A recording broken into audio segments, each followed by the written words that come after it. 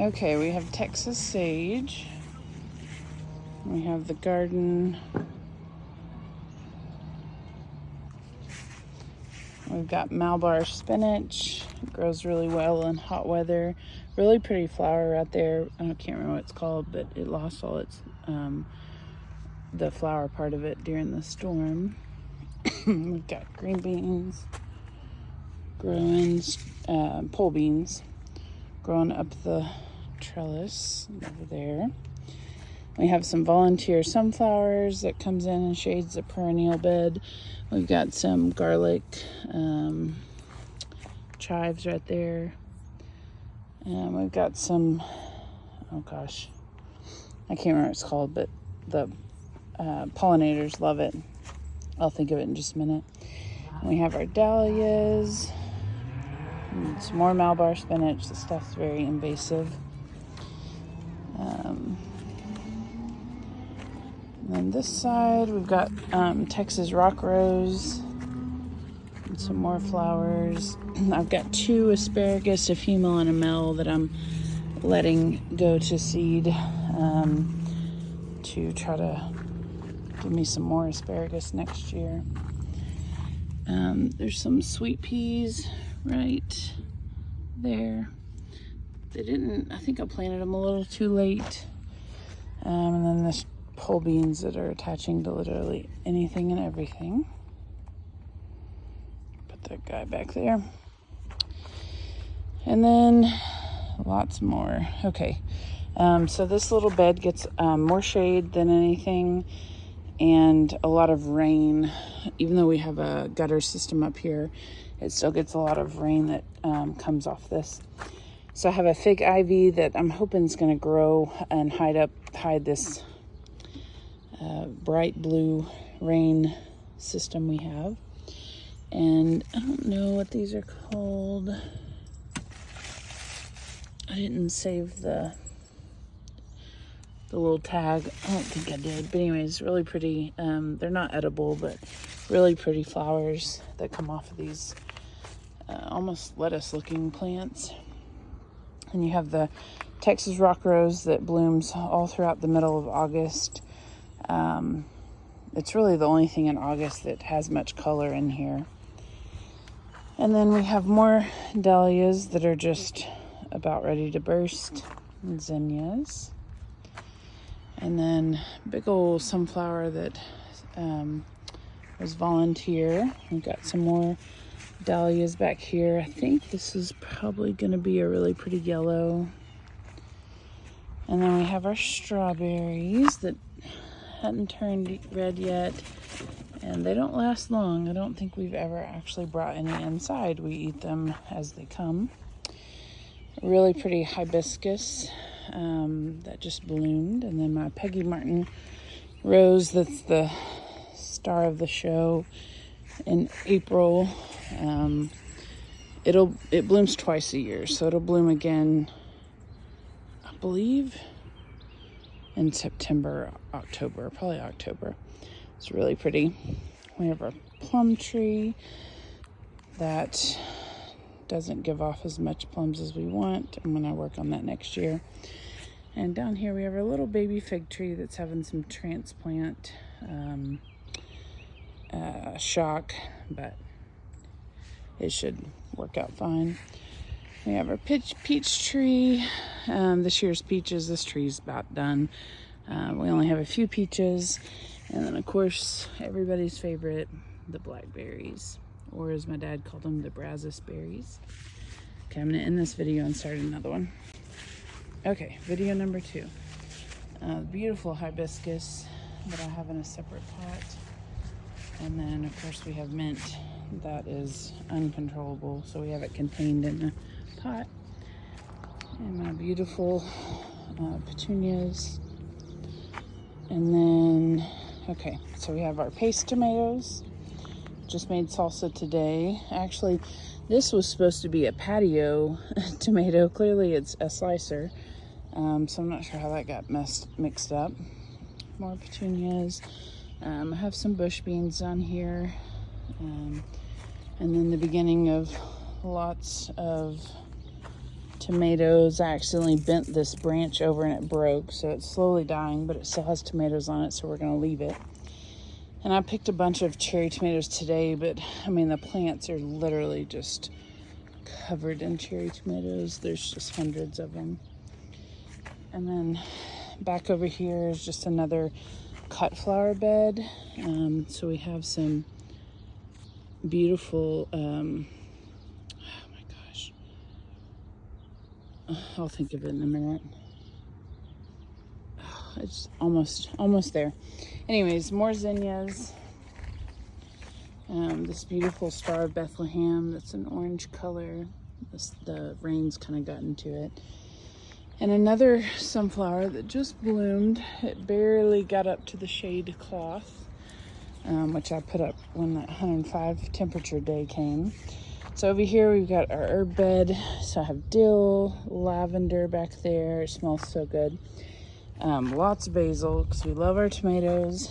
Oregano, cilantro that I just cut everything off of to cook. I made salsa with it. And then we have our cosmos that haven't bloomed yet. Those are more hot weather. This really pretty bulb that we planted, I can't remember what it's called, but it'll bloom soon. I've got more bush beans, some, I think those are black-eyed Susan that hadn't bloomed yet. Oh no, that's black-eyed Susan. I don't remember what that is, but I guess we'll find out soon. Just a few other perennial flowers. I can't remember what this one's called, but it was really pretty and it had purple flowers.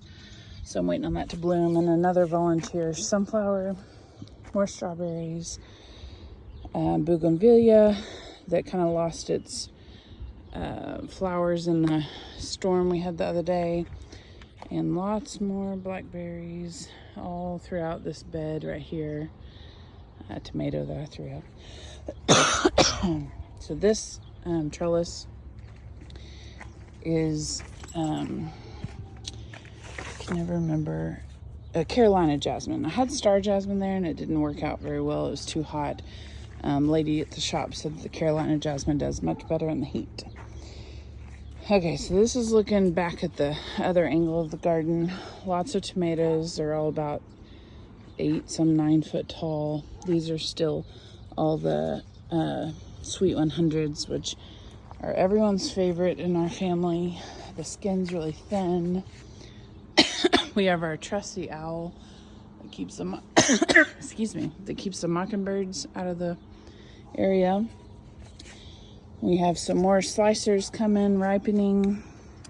Some pepper plants down here. This is my watering system. Just allows for it to be deep. Allows for deep watering. A few tomatoes I need to pick. And all these are volunteer tomatoes that came up from the beds last year. This plant is everyone's favorite this year. It's called a black creme. And the meat of the tomatoes are super dark purple, very, very dark purple and beautiful. Most tasty tomatoes. There we got another owl watching out. Some more peppers, more tomatoes. These are pear-sized tomatoes.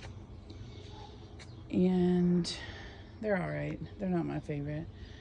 And then some more slicers because we love our BLTs. And then my watering system I made over here. When it gets to that level, it'll empty into this one, which has a spout that waters more of the garden. Okay, we're gonna move on to video 3. Okay, so I didn't show you my big old peach tree right here that has 0 peaches on it this year. Last year, the peaches were just branches were loaded. This year, I guess it needed a break. We have another peach tree that's probably not gonna last too much longer, but this is the one I want to hopefully forever keep. But we know they don't last that long. Oh, looky here, we got a cantaloupe. Baby cantaloupes popping up. We got a few more over here. Up there. I saw like 9 of them the other day. We do have cucumbers, but it's getting pretty hot. The blooms on the cucumbers aren't, they're just not lasting long enough to be fertilized. And I picked a really pretty cucumber this morning. I just don't know how much longer we're going to have them.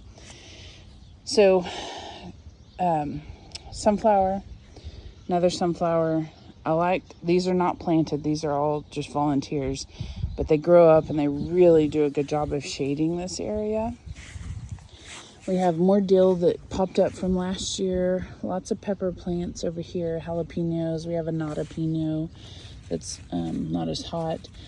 These are volunteer right here. I'm pretty sure they're cantaloupes, but I guess we'll find out. In this bed, I didn't do much with this year. This used to be nothing but sunflowers and watermelon.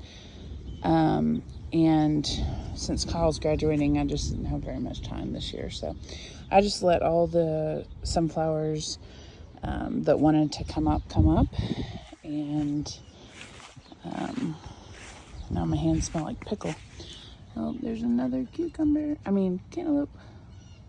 Which is good because my daughter eats at least one cantaloupe a day. I feel like everybody loves cantaloupe in our house. Actually, I don't know. One of those might be watermelon that came up from last year, so I'm excited to see what it is.